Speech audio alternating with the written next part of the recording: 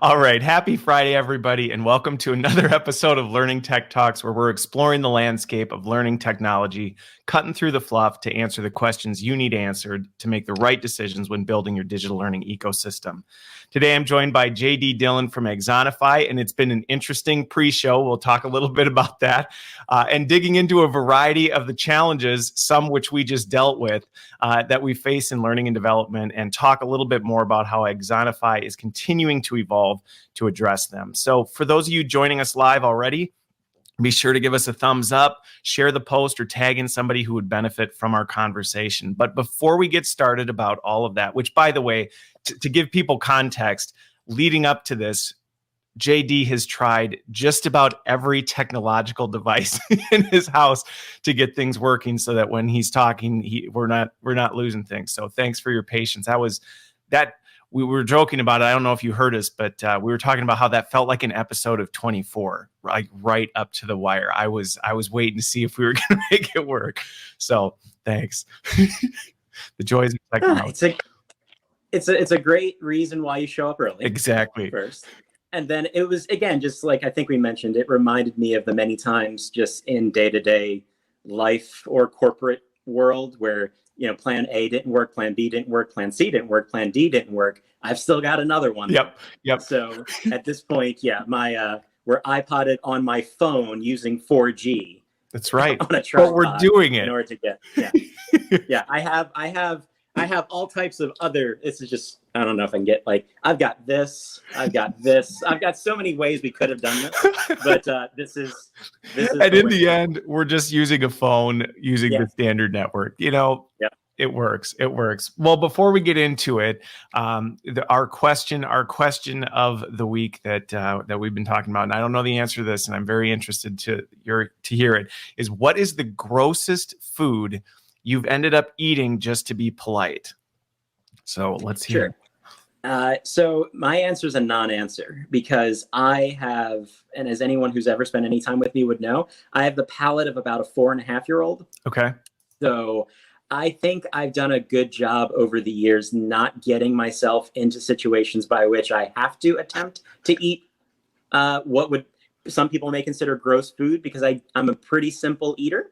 Okay. So I make a lot of effort to navigate my way through restaurants or team outings and things like that to make sure I don't have to be concerned about any dietary limitations. So I honestly can't sit here and say I've eaten anything particularly gross.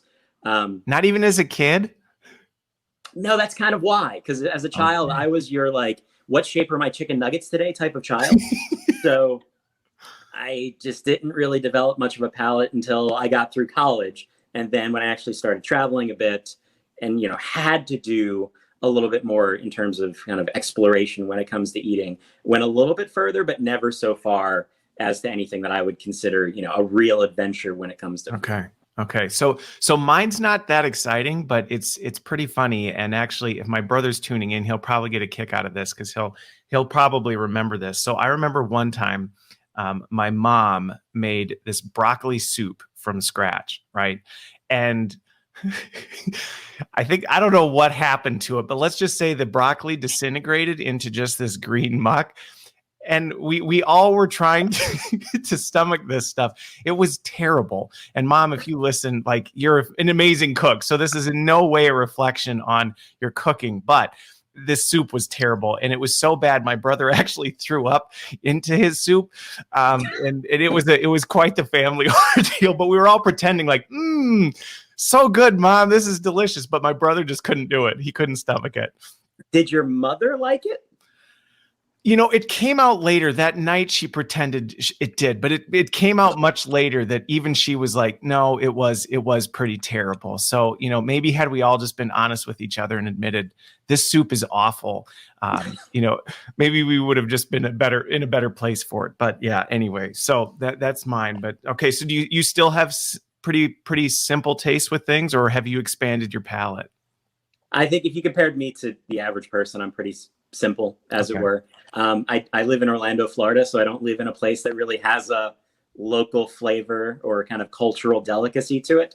I do travel a decent amount. I don't do a ton of international travel, so I don't get exposed to a lot of different things. So I'd say overall, I'm still very much, I know what I like or enjoy, so I kind of lead in that direction. And people generally know that, if you're sending me somewhere to dinner, if there's chicken on the menu, good to go.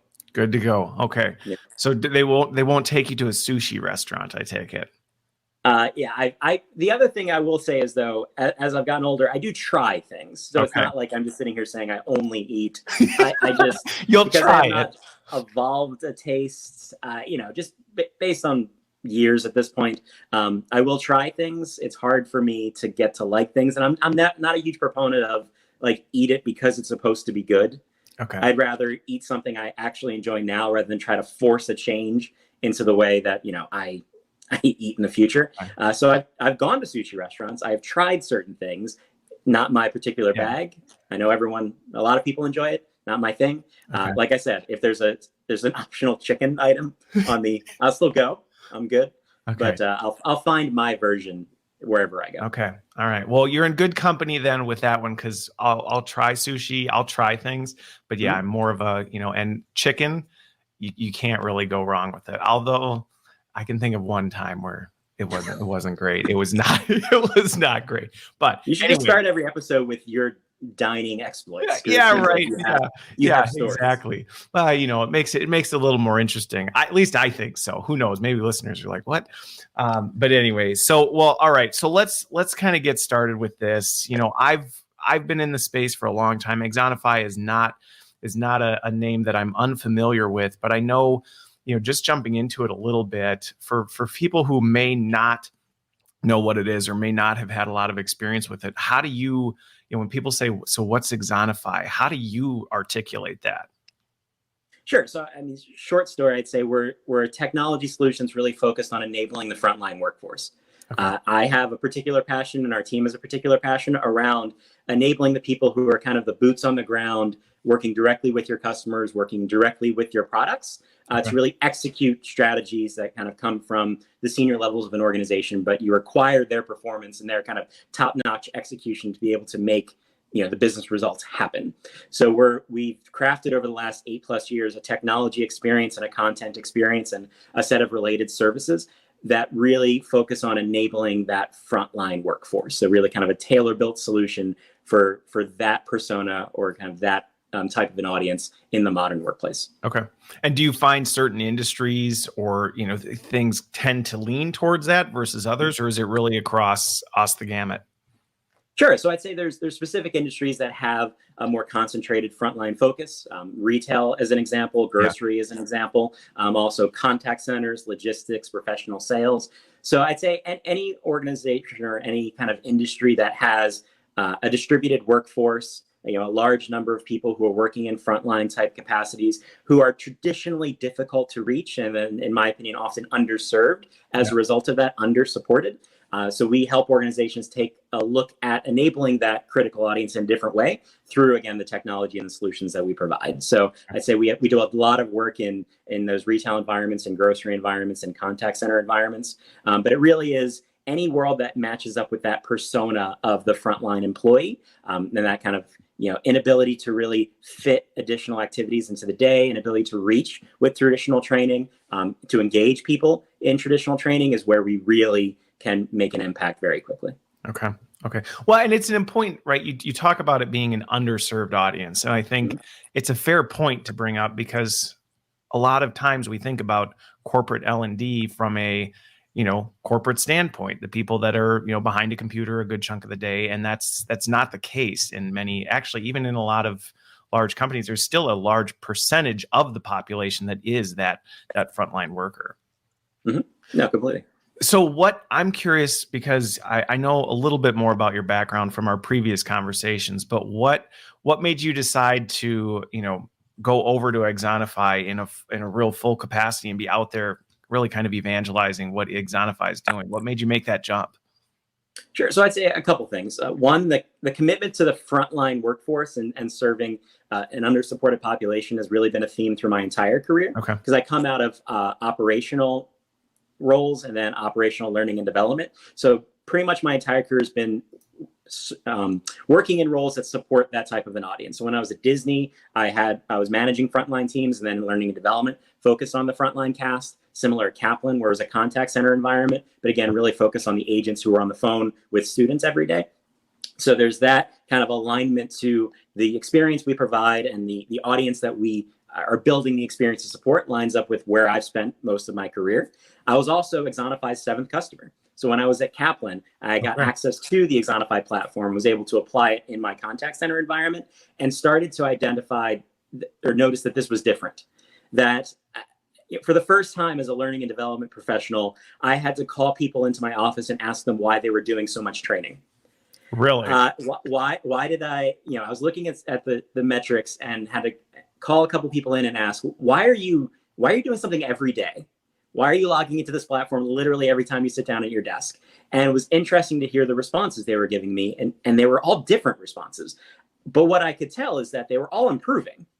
Okay. It was working, but they were coming for different reasons. They were engaging in a continuous learning experience for different reasons, which at the time in that particular role, I was kind of in that moment of having to rethink what I was doing and tackle challenges in a different way based on the way the organization was restructuring. So that kind of opened certain doors to me to try out different tactics, to leverage different technologies in my ecosystem in different ways. And then you kind of fast forward several years. I've always said there's a great alignment between the way that I look at the role of learning and development and the work that we've always done at Axonify. So as a person who's been a corporate learning practitioner, is now working on the solution provider side of the fence, I don't have to change a lot, right? It's the same ideas, the same philosophy, the same spirit when it comes to enabling employees to do their best work every day. Now I just get to do it with, different types of organizations by leveraging our technology and solutions, and then try to really help the industry overall take a look at some of these practices and see how they can apply them inside of their businesses as well. So I'm really curious to dig into that a little bit more, because that is an interesting, personal experience to have with it. And, you look at some of the research that's out, how the workforce learns, things like that. You hear traditional corporate learning type solutions, people engage with maybe monthly, more likely quarterly. So to have it be a daily event had to be one of those, like, okay, why? So what were some of the things that your employees were saying? I mean, you said it was different, but what were some of the things that bubbled to the top? Sure. So I had some people, and if you're familiar with the Axonify experience, we build in a variety of different motivational tactics to help engage people, especially when they get started. Because like you said, when you look at learning management systems, learning experience platforms, and you see engagement levels around 10, 15%, people using them for their compliance training once in a while, their onboarding, the structured types of activities that they're required to do. And then you try to pivot that experience for that same audience to something that is meant to be every day, something that they can experience in just a couple of minutes while they're on their mobile device or at their POS system, or in my case as a contact center, they are sitting in front of a computer, but they're supposed to be on the phone. So in the couple of minutes that they now have an opportunity to do some type of learning activity. So how do you get them to shift their mentality of what learning is at work, right? It's not something you have to go in a room for 3 hours to do. You still may go into a room for 3 hours once in a while when that's the right solution. Yeah. But now there's these other tactics and other ways we're trying to support people. So as Axonify, we embed a variety of different tools and tactics to motivate and engage people, to get them started, to bring them back every day. But the ultimate motivator is the value, right? You're getting something out of these couple of minutes a day that's going to help you do your job better. And you may engage with the platform in different ways because you enjoy different elements. So in my case, when we first it was, again, Axonify in 2013. So it's a very early version of what the experience is today. I would ask someone, why are you completing literally almost 30 days out of 30 days? You're coming into Axonify. Why? And one person said, I want to get my average at 100. I'm that person. I want to get all the questions right. Okay. I want to have the high score on my team. That's what I do. Great. Next person. What are you doing? Actually, I'm trying to earn enough reward points so that I can bid in this auction, because there's a particular prize that is leveraged inside of Axonify. Okay. In an eBay style auction, they're going after the prize. Awesome. Great. Next person comes in. And they all had different explanations as to what parts of the experience they were grabbing a hold of. Yeah. But like I said, the consistency was, when I look at their metrics, they're all learning, they're all improving. And then we start to connect that to what's happening in real life inside the operation. You started to see a difference between the people that were engaging at that level and the people who weren't kind of grabbing a hold of the experience right away. And as someone who kind of came across Axonify in an informal way in that particular role, it pointed me in a certain direction with the way that I was using all of my technology to support learning and development in that role. Okay. Okay. So even though they were coming for different reasons, you were still seeing the same outcomes, whatever their motivation was for doing it. Yeah. And today, I mean, if you look at we're obviously a very different organization with a much larger than you were in 2013. Yes. It's a different world in 2020. But at this point, our average participation rate across our global user population is right around 83%. So 83% of Axonify users access the platform on an average 2 to 3 times per week. Okay. So when you have that level of engagement, that level of access, and that ability to start to collect data and really understand where the areas of need are in individuals' kind of knowledge-based, skill-based performance, it opens the door to a lot of different things that you can do to improve the way that you're supporting people. And that's what I started to realize from the application side, the user side, several years back before I joined the team about 4 years ago. Okay. So when you talk about that, because I think one of the things I've seen over the years that can cause challenges is you talked earlier about, right, sometimes there is still that need to have that 3-4 hour, whatever that is. It's not all just moving from box A to box B. Mm-hmm. How do you work with organizations, or how do you help people work through that? Because I've seen it multiple times and had to mitigate this, where people try and take that 3-hour thing and just go, well, we'll just move it over here. And that's not going to net the same result. So how do you help people make that jump? Sure. In my experience, we have a very solid from this to that mentality in learning and development. And I don't think it's unique to us as an industry. It's not. A lot of people, new toy or new technique, let's go from here to there, rather than sit back and now collectively assess everything we've got and figure out the right ways to tackle particular challenges. And I think we're basically speaking to what happened with e-learning and then what happened with mobile learning, where we just kind of took a new thing and took our existing mentality and tried to slam it into that box and then recognize that doesn't quite work. So for Axonify, the technology is a big part of the conversation, but the way that we approach learning and the way that we approach solutioning is equally important. Yeah. So we really work with organizations to work backwards from specific business challenges they're trying to address, right? So it's not about how much content we can provide. It's not about how many courses or topics you have in a system. It's about what are the challenges that are of greatest importance to your employees and to your organization.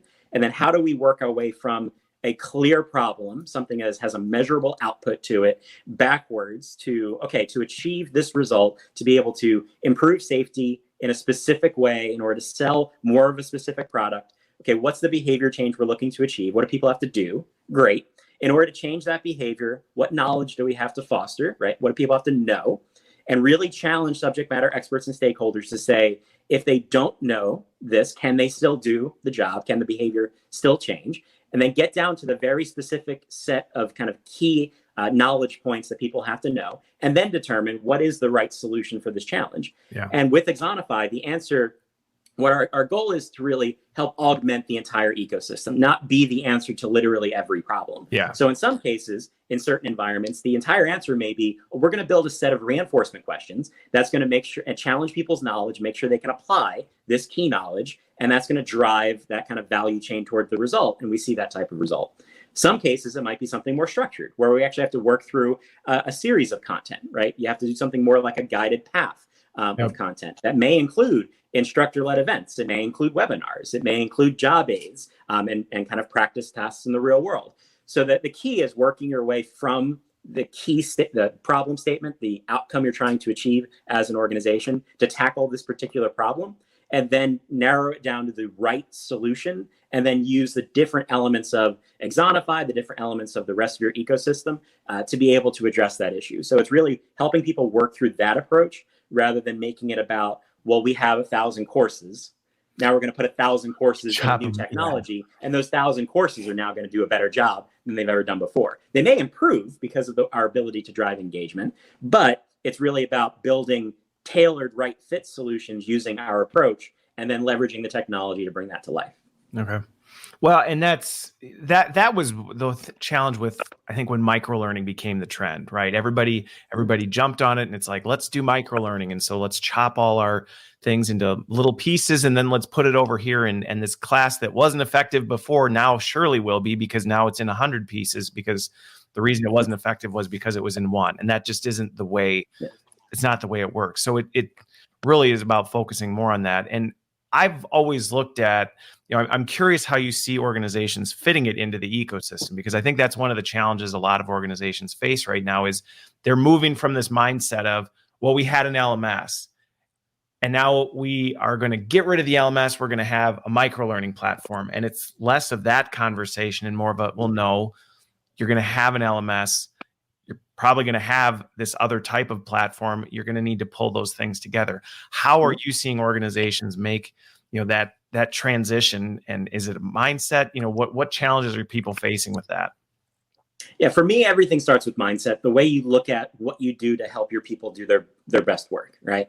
And I think it comes down to crafting an experience and then activating a set of tools that can bring that experience to life based on the reality of the people you're trying to support. Really understanding what is their life like, right? What is their day like? If you're trying to support associates who work inside of a grocery store, understanding what the day-to-day working experience is like for those individuals, and the challenges that they face, how those challenges and performance relate to the priorities your business is trying to achieve, and then say, what experience do we have to activate? And then what tools do we need to bring that experience to life so we can help improve performance and then reach those business priorities? And I see the answer is going to be different for every organization to some degree, right? Where in some cases, let's say on a grocery store, there are grocery chains where Axonify is the core learning technology, right? We are the learning management system for that organization because we have the ability to activate the experience that they need to drive the performance of the audience on the front lines in the stores.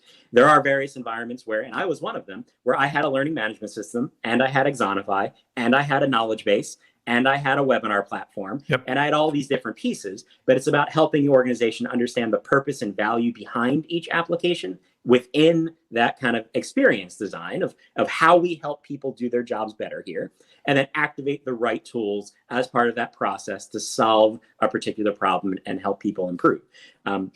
So we recently worked with Red Thread and Danny Johnson on a research report around learning ecosystems and talking to organizations who use different types of technologies in different ways. And one of her findings was that the average organization she spoke with used 11 different technologies to support learning and development.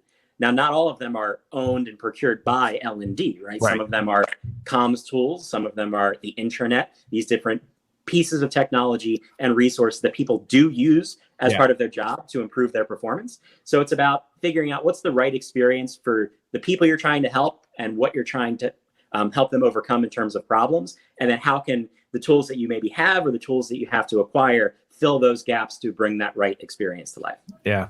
So with this, because I'm curious if you see some trends in this, because my background's been, I've been in a number of different business functions, been in a number of different capacities, things like that. And you brought up the fact that one of the key ways you make this successful is truly understanding what work is actually happening. So the stuff you're pushing out there is relevant to those jobs. And a lot of times that level of knowledge is not always at a corporate center. Sometimes that's where you really do need to dig into a functional learning organization or the sales team or things like that. Do you find that you tend to work more with kind of the corporate central function, or do you end up working, and not to say this is how Axonify is, but what types of trends do you see with that? I'd say the folks who are often moving more quickly to make a change are the folks who are closer to the problems, right? So there are plenty of organizations out there that are thinking about evolving their learning and development strategy from a higher level, kind of a transformation type conversation. But there are also a lot of people who have concrete business problems that relate to employee performance that they need to go solve, and they need to go solve them now. Because something is changing in their business, competition's changing, the just nature, using retail as an example again, where what you asked of a retail associate 10 years ago versus what you ask of them today in order to remain competitive is a very different set of knowledge and skills, right? It's becoming much more consultative and customer service oriented and less task oriented than maybe it was in the past. So it's really, connecting what learning and development does to meaningful problems in the organization that often happens. And it's true for my entire career. I've always been on the operational side of learning and development, closer to the problems, which allowed me to explore, try new ideas, right? Get some new tactics in the mix, improve the business value of those changes to then maybe make those larger implementations that moved across a business at a more strategic level. But again, it really does, like you said, come back to understanding the reality of the organization, both what the business problems and priorities are, and also what that day-to-day looks like. I think one of the smartest decisions I ever made as a learning and development professional was when I was at Disney. I prioritized on a regular basis putting the costume back on, going back into the operation, and working shifts in previous locations because it just kept me grounded while I worked under the Magic Kingdom for a while in an office. And you don't necessarily come above ground all the time unless it's really busy holiday season and it's all hands in.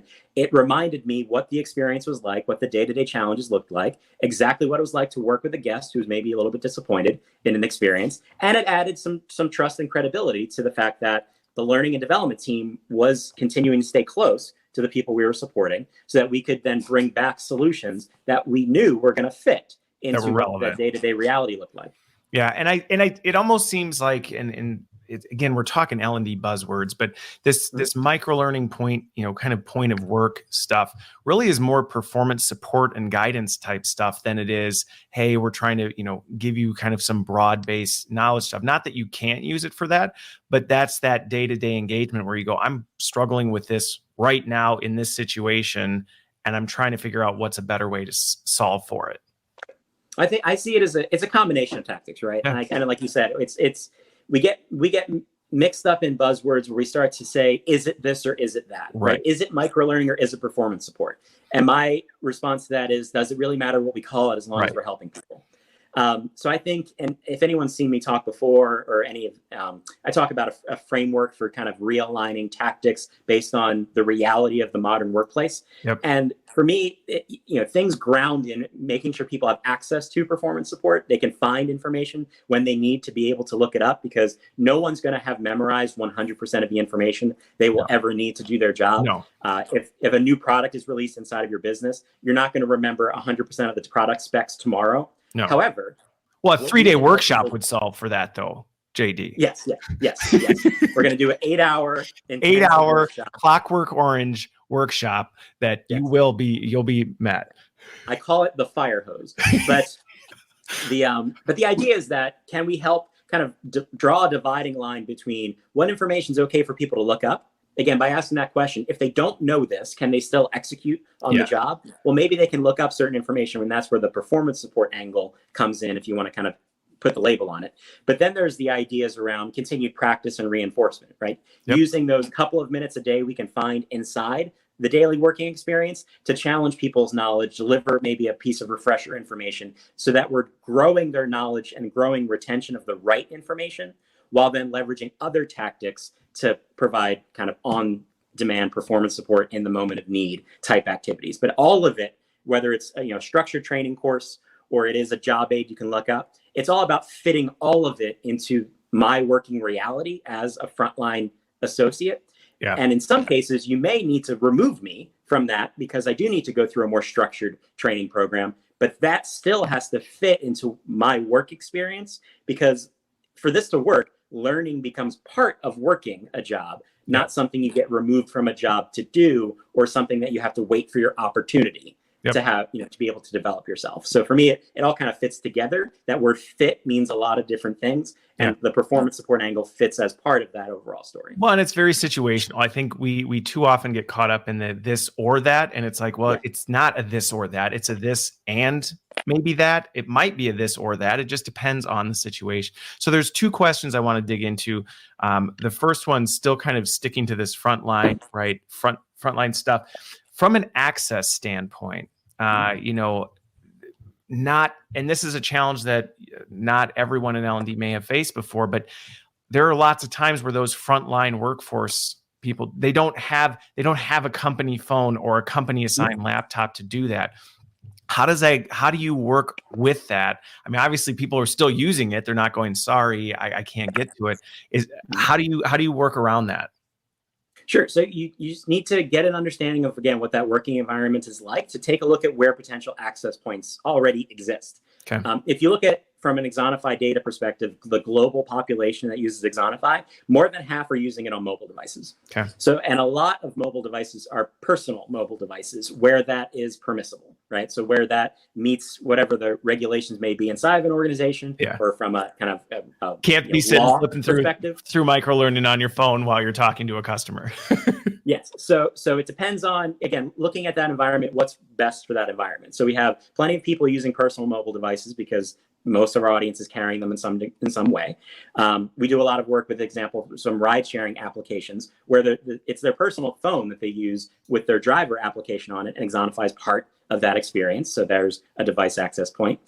We then take a look at, if personal mobile devices aren't the best option, well, what's going on inside the operation already from a technology perspective? We'll use point of sale systems in a lot of cases. So people in a retail environment are already standing behind a point of sale register, and maybe they're not constantly inundated by guests. Once in a while, they do have those couple of minutes where there's no one in their department. Now their point of sale becomes their access point because it's already there. In some cases, we're using time clocks, or we're positioning machines near time clocks. So in some grocery stores, we've looked at kind of their existing tech resources and said, okay, let's take that computer that you had in like the human resources office on the second floor that no one ever goes Nobody near. went to.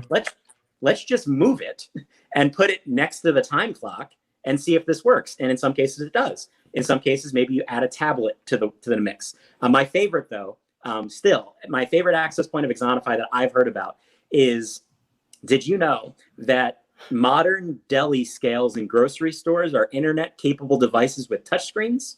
IoT deli scales. Did not know that. Yeah. So we enable certain organizations to use their deli scale as that access point if they need to pull up a job aid on something related to that department. The device was there. We just didn't necessarily look at it as part of the learning and development equation until, again, we took a hard look at the resources available and activated the right tools along the way. So that's an important part to highlight, because so often I feel like the operations of how you bring something like this to life don't always get considered, right? You see a cool thing and people go, wow, that's really cool, let's do it. And then don't really think through, okay, let's think about this. Like what you're talking about, where are the device? How do we get people access to this? Because it's fine if we have a platform, but if ultimately they can't access it, it doesn't matter anyway. Or if it's on the HR computer in the back room that nobody goes to, you're not going to see that same level of engagement. The other one, and that leads me to my next question, that's another one of those operational challenges that I think if you haven't been in that seat, you may not necessarily think about, is that content change or designing content or really mapping that out to fit that new way of delivery is not something you snap your fingers and overnight magically it's all there. So with Axonify, are you developing the content in the tool? What's that process look like as people start to shift? Sure. So we essentially provide a range of options because there is no one right answer for every organization. So in some cases, and I'll use me as an example, I had my own instructional design team when I was an Axonify user. So my team built all of the content applying Axonify's methodology, and we were off to the races by ourselves because we had that tool set. And I wasn't like beholden to a large course catalog that I was particularly worried about at that time. So I took advantage of that. So as Axonify, we train instructional design teams to apply our methodology to build content that can really power our technology. We also, when you get involved with Axonify, we'll actually build content alongside you to get you started. So if there are certain kind of key priorities, we can identify specific business problems we want to address out the gate as part of building the business case and proving the value of the change that you're making, both from a technology and a strategy perspective. We'll help you build your introductory set of content to get you off and running so that you don't have to worry about kind of mastering the approach before you're able to see value. We're also leveraging a marketplace. So we've built out both partnerships with third-party content providers as well as built out our own content in a marketplace to, again, get people off and running quickly. but with content that's more nuanced and focused on what our customers are asking us for, based on the industries that we specifically focus on when it comes to frontline employees. My favorite is, I don't quote me. This is not. Well, you're live, so it's kind of gonna happen. So it's not a promise. But in terms of my exposure to content libraries, I have never seen more content options when it comes to fruit picking and preparation in a grocery store than what we've got in our marketplace. Because again, we're looking at what are the topics of focus in the types of audiences and organizations that we work with, and we're building out a content repository that people can pull from, customize, and then execute quickly without having to go through the whole process. So it's things like, everyone has a ladder safety training. Why does everyone have to build their own? We can just provide that as part of the Axonify experience. And then the last thing I didn't mention is you can bring your existing content. So if you have content that is already proving of high value, right? It's making a difference. It is an important piece of your overall puzzle that can be implemented in Axonify or through an integration that works with Axonify as part of your overall puzzle. Because I'm sure a lot of organizations have that compliance-related training that maybe they have to execute in a certain way that can also be leveraged as part of this experience. But like when I said, fit is going to change because maybe that's not today's 3 to 5 minute experience. Maybe that's going to be a 25-minute experience because that's what the requirement asks of you. So that can be leveraged as well. So it's basically a combination of options when it comes to the content piece. But what we're trying to help people do is apply as much of our methodology as possible so that we can get the best value out of their entire range of content and the entire experience of Axonify along the way. So from a user experience standpoint, I'm curious to dig into this because the example you just mentioned, right? So you're still going to have those compliance things that are going to come through. That's not a 5-minute, quick brush up on this. How are most organizations, do you see from the end user, how are they doing that? Are they still experiencing it through Axonify? And is Axonify breaking down, hey, this is this type of thing? Or is it something more where they're being kind of nudged towards it in Axonify, but it's pushing them out to something else? I'm just curious if you see trends on how people are doing that. No, I mean, I've seen every combination really thereof. I mean, even let's take me as an example. So I use Axonify as a person who works at Axonify in order to do Axonify related training. Well, that's good. When I have to do So when I do compliance related training at Axonify, in some cases I'll experience content we've built in platform, so it's native to Axonify. But another topic may actually take me out to a government website to review a piece of information that I have to review on that website, and then come back and acknowledge and maybe answer some reinforcement questions to make sure I picked up the right information from that reading. So it really, again, is a combination of different ways to apply content that fits the problem you're trying to solve and then any other requirements that may wrap around that. Okay. So when people go into this, because the content strategy alone is it's big, and I think that's one of the challenges a lot of organizations face when they start looking at this digital ecosystem. Is many times you have more content than maybe you even realized you had, and now you're starting to pull this together. Do you see more success in kind of a more pointed approach at saying let's try and move the needle in this small area? Or do you find people just go all in and say, let's just do it all at once? And is there more success in one way or the other? I'd say, again, it kind of depends on the organization and what they're trying to achieve, the makeup and complexity of the business, right? Yeah. So there are some organizations who can walk through a technology implementation and scale very quickly with Axonify as the core of a new approach to learning technology. And then there are some businesses that are highly complex, have a lot of different stakeholders, a lot of different tools in the mix. And maybe it's about working with a particular department to solve specific, high value problems, build the business case, and then show how this same strategy can be applied in other parts of the business as well. So it really depends on the makeup of the organization and how you would naturally evolve a different approach to enabling people and different approach to training across a business like this. And what we do in the process of working with an organization is figure out what is the right process for your team. How can we make sure you're successful and make sure that you're showing value in the approach that you're taking? Because we know, and you know this, and I know this from my background, that technology is kind of a high stakes proposition for a lot of people in HR and learning and development, right? If you don't make a decision that shows value to the business, people may then question your ability to make those decisions. And we completely understand that. So we want to make sure that this is true, I think, of L&D in general, but we want to make sure we're building heroes, right? It's not about what I can do. It's about me helping you do the best that you can do for your organization, and you bringing the value and bringing the strategy, not me as someone who's sitting not inside of your organization. So we're going to do what we need to do to make sure that, how we implement and how we start to change people's habits and introduce these ideas of daily learning and reinforcement, performance support. We do it in the right way to get the most value for your business. Okay. So that's going to lead me kind of to the next direction of what I wanted to talk about, because when we first talked about having this chat, we talked about the fact that in many people in L&Ds, at least in the conversations I have, when people think Axonify, they think microlearning. And we talked about that in that it's a yes and the evolution of the company really is not just about, we put a lot of content out there that people like and they're really engaged with it. There's a lot more to it. So talk to me about this evolution. You said the company's moved a long way since you started in 2013 and continues to help everyone else understand how Axonify is not just a microlearning platform. And where are you going with it?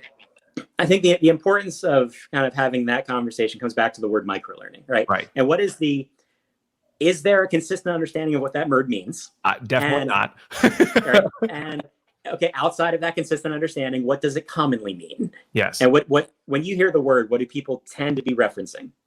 Small bits of content. Exactly. So you've already said it, and I completely agree that just making content smaller doesn't change anything, right? Because big bad content made small bad content is still bad content. And all of the same problems emerge, right? Maybe it gets a little bit easier to get people to complete a course when it's smaller, all those other factors. But I think the biggest value for me of the microlearning conversation, even though I completely admit, ton of buzz, ton of hype, ton of confusion, is that we started talking about solving specific targeted problems. Yes. That emerged around the how long should things be question. Because I don't know if you get that question, I still get the how long should training be? Yeah. And I would love to live in a world where I could say 4 minutes and 12 seconds and you're got it, right? That's just not the way life works or how people work. So the value of the microlearning conversation as an industry, I think, came down to, we started talking about solving specific problems. Now the question becomes, how do we take that and expand upon that idea and apply a wider range of tactics and tools to go after those problems? And when we've talked about microlearning as Axonify, and if anyone's been to a session of mine where I talked about microlearning, it wasn't just about content design. It's been about a variety of different tactics that we leverage to engage people. So the motivational tactics I talked about earlier are an important part of the puzzle. Taking content that's targeted and fits a specific challenge, but then using data alongside that content to adapt and focus and target the experience even more. Because let's say that we do work through our process and we figure out what the key problem is and the right solution for solving that problem. Great. But now we have the problem that our entire audience, our entire employee population may not be experiencing this problem. So if I deliver this very targeted, small, highly engaging content to 100% of the employees, when only 25% of them actually needed the help, I'm still in the same problem that I was when I was giving one-size-fits-all training. So an important part of our equation as Axonify has always been the data story, which is how we're using the levels of engagement that we have, using the design process that we apply to build a data profile that allows us to then personalize the experience and further target how we deploy content. So it's not just you're getting smaller content, which is good because it's targeted, but you're also getting content that fits you, that is addressing the problems that you're experiencing, and it's going to help you do your job better. So that's, I think, a big part of the equation that's often missing when we talk about microlearning, which is why it's important for me to get beyond the traditional understanding of the term as a content model and talk about all of the other tactics and all the things we talked about today, making sure people have access, using data in the right ways, measuring the actual impact of what training is doing so that we can make better decisions about how we kind of move forward with our strategies. All of those pieces are critical. Most people don't wrap that entire collection under the word microlearning, which is why I think it's important to kind of expand beyond the buzz term. Yeah. Well, and I think your point was spot on with, I've seen the evolution of microlearning over time. And I think the being more focused on problems. And I think the other thing that it did that was a positive thing was it got us to start thinking about, do we really need all this information that we're putting into here? Like we're putting this in, everything but the kitchen sink. Maybe that's not the right approach. So I think that was the start of the evolutionary journey along this. But as you said, it's about thinking about, well, okay, but how do we go to the next level with that? So what are some of the things that you're seeing or that's happening with the platform that's enabling that, that's allowing people to say, maybe we started with a peanut butter spread approach, we kind of hit this whole population and we learned through our data and analytics that maybe they didn't really need it? Or is it happening after the fact? Is it happening before? Or Sure. both? So if you let's just use kind of the traditional iceberg comparison of technology, of how technology is built. So there's a very slim layer of Axonify that as a user, as a manager, as an administrator, you actually touch every day. Underneath that layer, there's our machine learning capability layer. Okay. So that's how we're applying data to power multiple parts of the experience. So it's not just about one particular component being AI enabled. It's about driving the entirety of the experience through that layer. And then underneath that, the biggest chunk of the iceberg is the data layer. So like I said, what we're able to do with the amount of data we're collecting, and on average for kind of an average size organization, we're collecting somewhere around 250 million data points a year for an organization, which goes way beyond your course completion. Did they like it? When did they take it? What team are they on? Type of data set. So with that much more robust data set, making sure it includes not just content data, learning data, we're tracking people's nuanced changes in terms of knowledge, performance, business outcomes, confidence, all of these other data points. What we're able to then do with that in order to reshape the experience, I think takes our story to another level. Okay. And I'll use an example of recommendations. All right. So when you hear, because microlearning has been joined by AI as a buzzy term that a lot. Oh yeah, don't worry, I'm going there. Yeah. One of my favorite, and again, this is not an exact stat, but I heard something to the effect of 80% of AI startups in Europe don't actually use AI in their solution, right? Like, because it's a word that not commonly understood. People don't know if it's actual artificial intelligence and machine learning, or if it's a complicated if this then that programming chain, right? So we're seeing the word a lot. A lot of people are saying they use AI for certain things. So let's take recommendations as the example. So a lot of technology and learning, when you see the recommendation story, it's wrapped around this Netflix narrative, right? Netflix for learning. Edutainment. Yeah. But my challenge to that argument would be, how often does Netflix, not saying anything negative about Netflix, but how often does Netflix actually recommend the thing you want to watch? Because Netflix has a certain data set. It's wrapped around consumption. They know what you've watched, and they know what other people have watched, and they start to make the best recommendations they can. That's still better than saying, here's thousands of things, pick one. Right? It's a step forward. It's a step forward. But when you apply that to learning and development, what are the odds that we're both on the same team? You took a course that I should take that course because you took it and you liked it. Why would that solve my problem?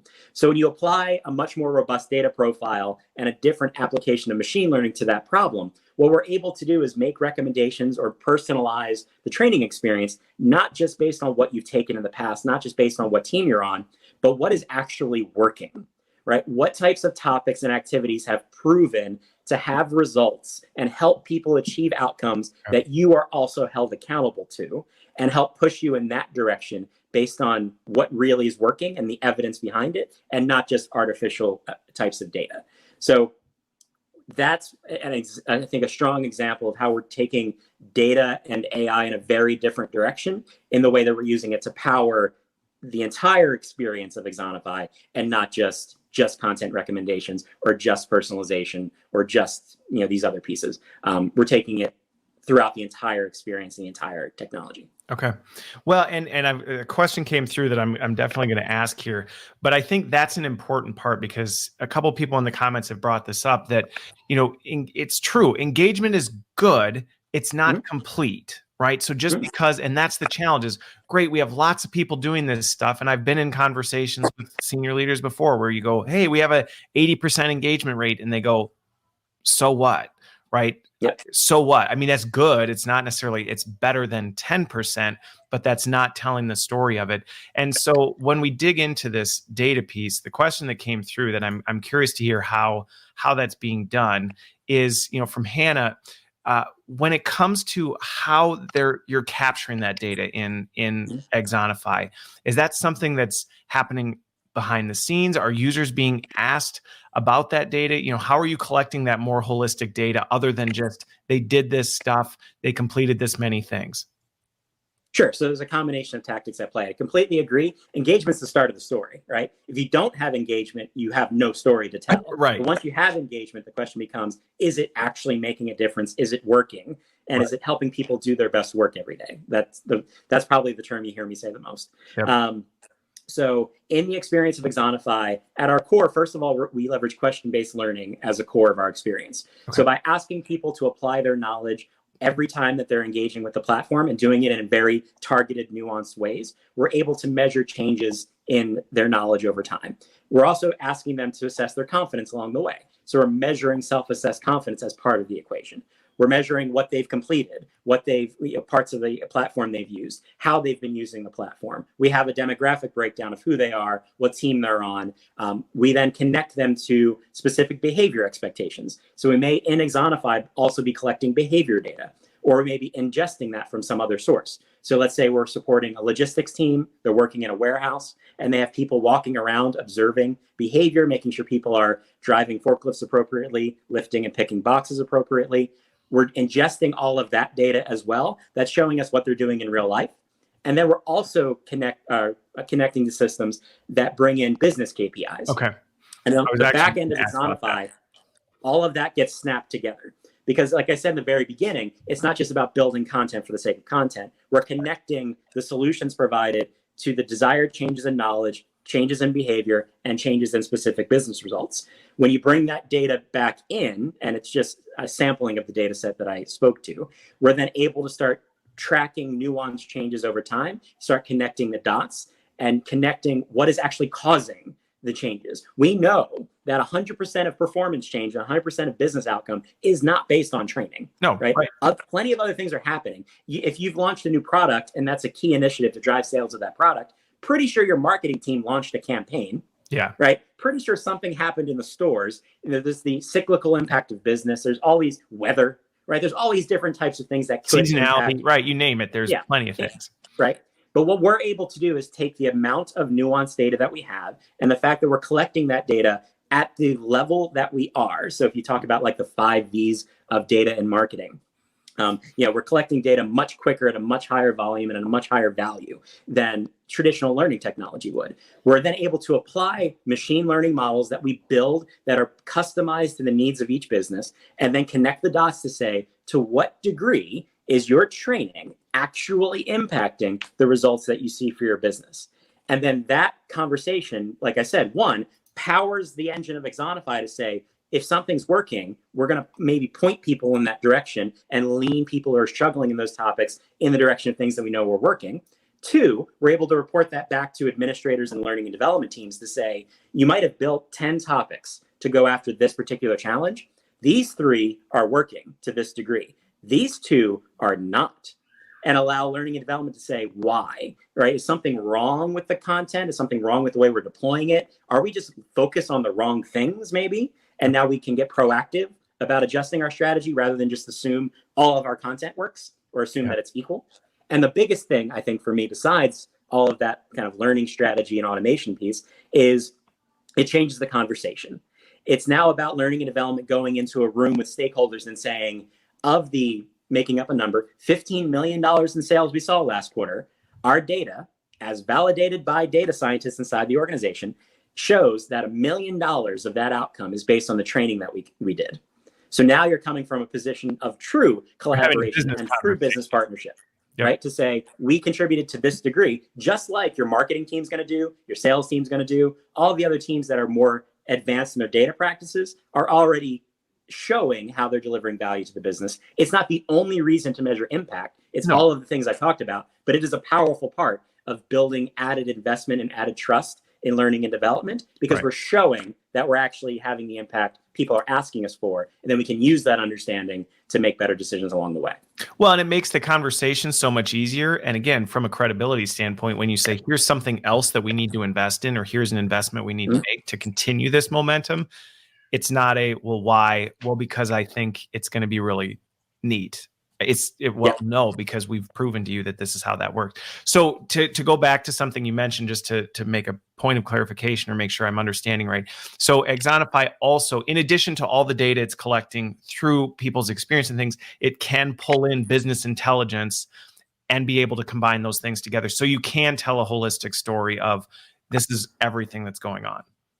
Correct. So it's been an interesting challenge and an interesting conversation over time to work with HR and L&D professionals to get more nuanced in that data conversation and to work with partners inside the organization who have the data.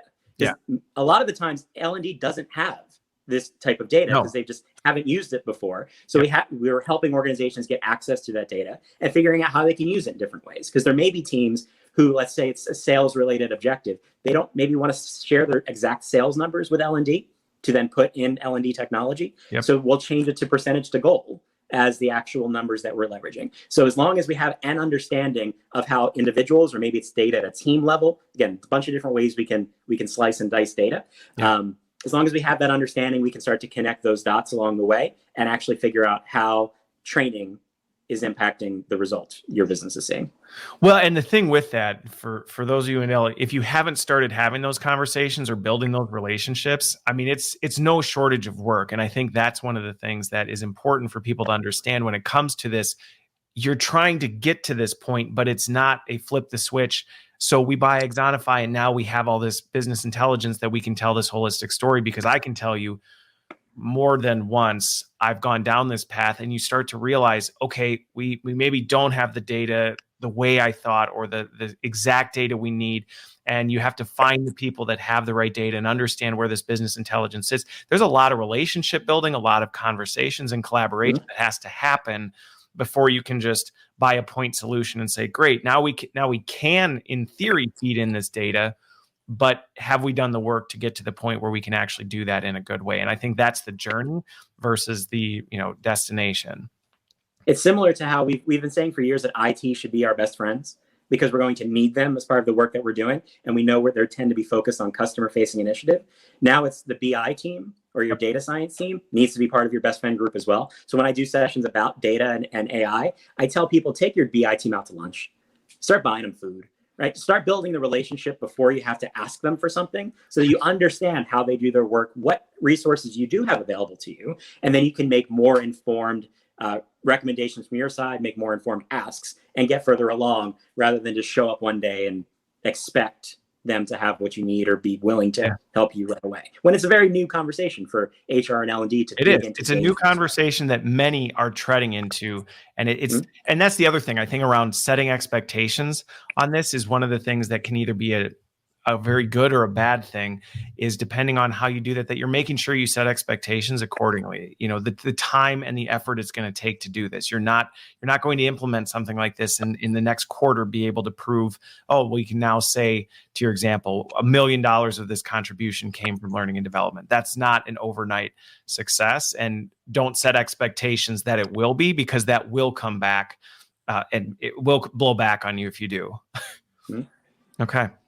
Well, any other, I'm just curious, one last thing, and I know we're almost at the time here, but from a machine learning, and again, I know we're not going to have time to go deep into this, but talk a little bit about how you're using that machine learning to actually evolve and learn from this stuff so that it is getting smarter as it moves. Sure. So essentially, long story short, we're looking at the data profile that an organization is able to provide, and then matching it to the appropriate set of models that we have built in the background of Axonify, and then figuring out what models best able to handle that type of data in order to get us an accurate prediction of where the data will take us, so that we can then proactively apply it for adaptive learning and measurement purposes. So it's kind of the story of, you take a large data sample, you use part of that data sample through a variety of models and can it figure out where the data was going historically, and then you continue to improve and train that data model over time. So it's not a matter of we take one machine learning model and apply it to everything that we do and hope that we're right. We're applying the right model to the right data set based on what organizations are able to provide. And then, like I said, we're using it to power the adaptive experience every time someone uses Axonify, any type of content recommendations we may make for extra training or extra resources, the measurement side of Axonify. Okay. And one of the things I'm most excited about inside of Axonify that I don't think gets a lot of talk about is that we do a lot of dashboarding for managers. So you as an admin don't have to do like the spreadsheet pivot table thing and then like send an email to the manager, say, get people to do their training. We take care of that because it's a very different experience. But inside of that dashboard, we're also bringing in that KPI data and showing it to managers to say, here's where you are in your core KPIs. Here's where we're projecting that you may end up at the end of this month or end of this quarter. And here's what you can do as related to training activity in order to help improve your business goal. So as a manager, it's no longer, we'll get people to do training because they're supposed to do training. Now it's, I'm held accountable to this goal. This is how additional training or coaching on specific topics may actually help me get that goal. So now I have kind of stake in the game of learning and development as an operational manager, when in a frontline audience, it's particularly important that frontline managers be part of the story because they have such considerable influence over the employee experience. They have to be part of the learning experience as well. So that's just another way we're using machine learning to change how we're presenting data and recommendations to managers, not just users. And that just breaks it down into just the pragmatic of, right, what is that? Because that's the thing. And I'm telling you, we could probably talk for much longer than we will. So we'll wrap up here. But I think that's one of the challenges that people are struggling with when they hear AI is, okay, so what is, okay, so you have machine learning. What is machine learning doing? And so to understand that it's, okay, hey, it's helping with the adaptive, the personalization nature of content, and also towards this more dashboard and making use of this analytics, because I think that's a huge potential of machine learning, is to help us as L&D not have to become data scientists and experts, but to be able to help make some predictions and guide us, along the way. So this has been awesome, JD. It was good catching up again. Hopefully for those of you watching, we got most of your questions answered. I know this was just going back to the iceberg analogy, the tip of the iceberg for things, but I appreciate your time. Thanks everybody for watching. Happy Friday. And I'm sure we'll talk again, JD, in the near future. So have a great weekend, everybody.